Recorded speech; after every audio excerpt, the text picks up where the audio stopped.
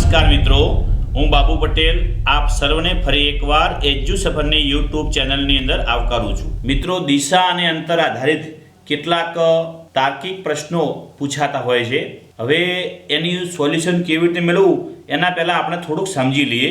સમજી લો કે તમે આ ઉલટા ઊભા છો તો તમારી આમ ઉપર તરફ માથાની ઉપરના ભાગની અંદર જે હશે એને આપણે ઉત્તર દિશા કહીશું। તમારા જે નીચેના પગ છે ત્યાં આગળ દક્ષિણ દિશા હશે। હવે આ તમારી જે છે ડાબી બાજુ છે, આ તમારી જમણી બાજુ છે, તો જમણી બાજુ તરફ પૂર્વ દિશા હશે અને ડાબી બાજુ તરફ પશ્ચિમ દિશા હશે। હવે આ ઉત્તર અને પશ્ચિમની વચ્ચે એક ખૂણો હશે, આ જે ખૂણો જેને આપણે વાયવ્ય ખૂણો કહીશું। પશ્ચિમ અને દક્ષિણ દિશાની વચ્ચે જે ખૂણો હશે એ ખૂણાને આપણે નૈઋત્ય ખૂણા તરીકે ઓળખીશું। હવે દક્ષિણ અને પૂર્વ દિશા બંનેની વચ્ચે જે ખૂણો હશે એને આપણે અગ્નિ ખૂણા તરીકે ઓળખીશું અને પૂર્વ અને ઉત્તર બંનેની વચ્ચે જે ખૂણો હશે જેને આપણે ઈશાન ખૂણો કહીશું। તો મિત્રો, તમને બરાબર ખ્યાલ આવી જશે, ઉત્તર, દક્ષિણ, પૂર્વ અને પશ્ચિમ ચાર દિશાઓનો માથું છે એને આપણે સમજી લો કે આપણું માથું છે એને ઉત્તર, પગ છે એને દક્ષિણ અને આપણો જે જમણો હાથ છે એને આપણે પૂર્વ અને ડાબા હાથને પશ્ચિમ અને બંને વચ્ચેના જે ખૂણાઓ છે વાયવ્ય, નૈઋત્ય, અગ્નિ અને ઈશાન એ જો બરાબર તમને ખ્યાલ આવી જશે તો આપ કોઈ પણ કોયડો ઉકેલી શકશો। મિત્રો, કોયડાનું સોલ્યુશન મેળવીએ એના પહેલાં જો આપે હજી પણ એજ્યુ સફરની યુટ્યુબ ચેનલને સબસ્ક્રાઈબ ન કરેલી હોય તો આપ સબસ્ક્રાઈબ ઉપર ક્લિક કરો। બાજુની અંદર બેલ આઇકોન આવશે, બેલ આઇકોન ઉપર આપ ક્લિક કરશો તો આપના મોબાઈલની અંદર તમામ એજ્યુ સફરની યુટ્યુબ ચેનલના નોટિફિકેશન આપણે મળશે। તુલસી પ્રસ્થાન બિંદુથી ચાલવાની શરૂઆત કરે છે, તે 3 કિમી પૂર્વમાં ચાલે છે, પછી તે પોતાની ડાબી બાજુ તરફ વળી 3 કિમી ચાલે છે, તો તેનું મુખ કઈ દિશામાં હશે? મિત્રો, સમજી લો કે અહીંયા આગળ આ તુલસી છે એ 3 કિમી પૂર્વ દિશા એટલે આ દિશામાં પૂર્વ હશે, 3 કિમી ચાલે છે, ત્યાંથી એની ડાબી બાજુ હવે પૂર્વ તરફ આમ ચાલે ત્યારે આ એની ડાબી બાજુ છે, આ બાજુ એની જમણી છે, તો ડાબી બાજુ તરફ એ આમ વળશે, આ એની ડાબી બાજુ તરફ વળી અને ફરી પાછી એ 3 કિમી ચાલે છે। જ્યારે ડાબી બાજુ તરફ 3 કિમી ચાલે છે ત્યારે એનું મુખ હંમેશા આ જે ઉપરનો ભાગ થઈ ગયો અને આ દિશામાં ચાલતી હોય એટલે હંમેશા એનું જે મુખ છે એ હંમેશા ઉત્તર તરફ હોય, તો અહીંયા આગળ જવાબ આવશે ઉત્તર। તુલસીનું મુખ ઉત્તર તરફ હશે।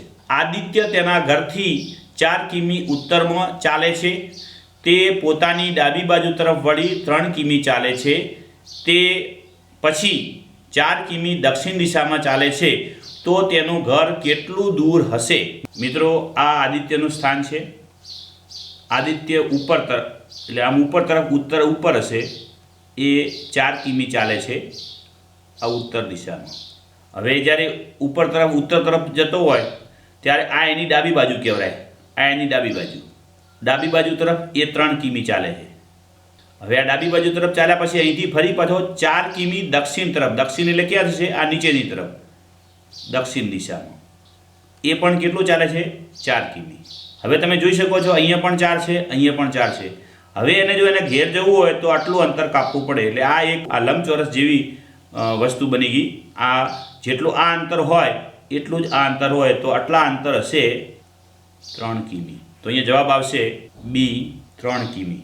મુકેશ તેના ઘરથી 3 કિમી દક્ષિણમાં ચાલે છે, તે પોતાની જમણી બાજુ તરફ વળી 4 કિમી ચાલે છે, તે પછી 3 કિમી ઉત્તરમાં ચાલે છે, ફરી ત્યાંથી જમણી બાજુ તરફ 4 કિમી ચાલે છે, તો તેને ઘર કેટલું દૂર હશે?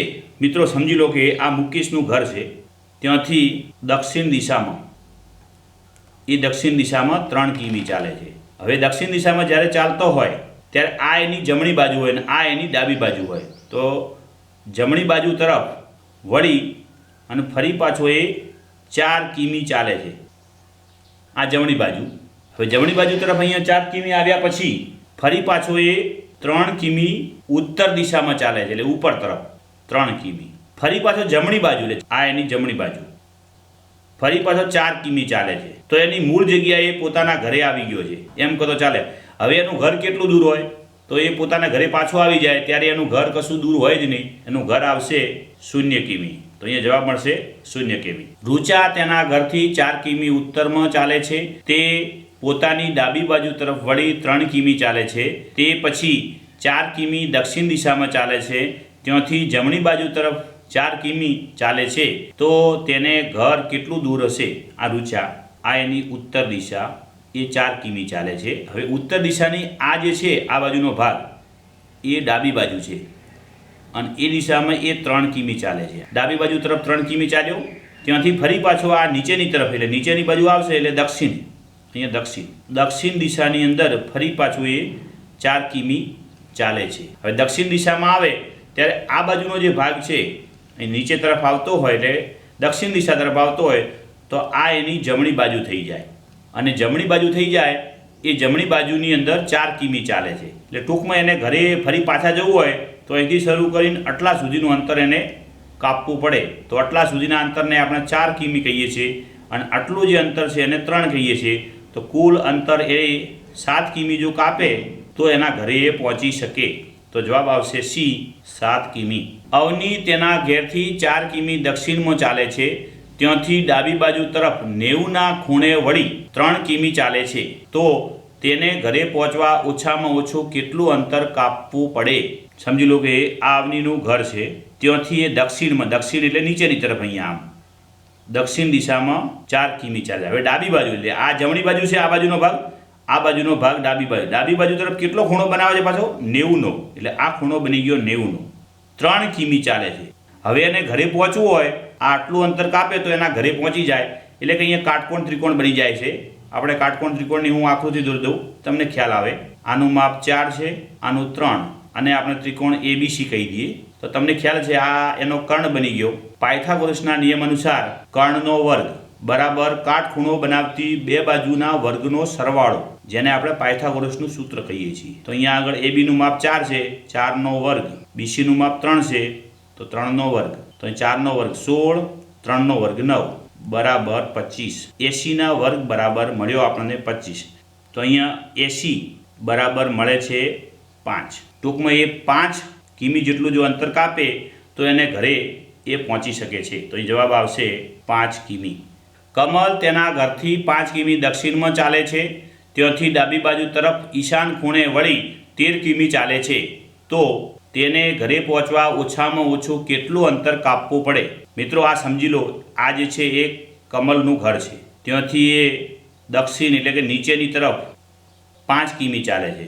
હવે ડાબી બાજુ એટલે અહીંની દક્ષિણમાં જતો હોય ત્યારે ડાબી બાજુ આ કહેવાય, આ એની જમણી બાજુ કહેવાય. ડાબી બાજુ તરફ વળી અને પાછો શું કીધું છે? ઈશાન ખૂણે. તો અહીંથી આ જે ખૂણો બનશે એને આપણે ઈશાન ખૂણો કહીશું.